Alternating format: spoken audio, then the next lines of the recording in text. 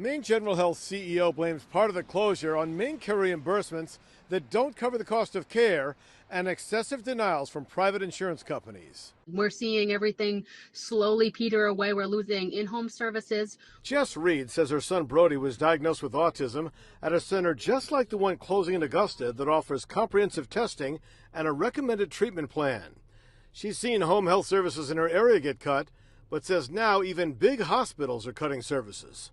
Now we're seeing them slowly slip from our grasp, and this is our most vulnerable population. These are the people that cannot speak, literally, some of them cannot speak for themselves, but they're fighting a battle that they need, they need services from the time they wake up to the time they go to bed. Maine General Health CEO says the Edmund Irvin Pediatric Center is operating at $1 million annual loss.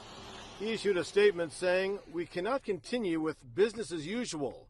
There are no easy, painless cuts left to make or easy revenue streams to tap into."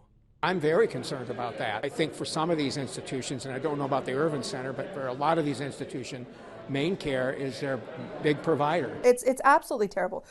The Maine Developmental Disabilities Council says this was the last program in Maine that offered comprehensive services to Maine's most vulnerable children.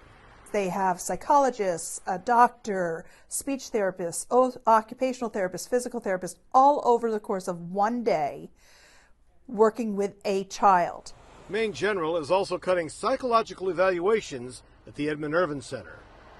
It is almost impossible to get a good psych eval today if you can't pay for it out of pocket. Now congressional Republicans are considering a bill to cut Medicaid. If that happens, Democrats say it will lead to more cuts.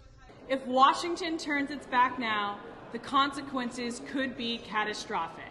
Jess Reed says with half of Maine's children on MaineCare, kids like her son, who need comprehensive evaluations and treatment, will now have to look elsewhere.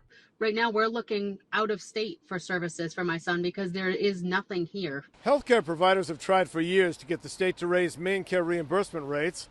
Federal Medicaid cuts could mean even less funding to diagnose and treat Maine children. In Augusta, Brad Rogers, CBS 13 News.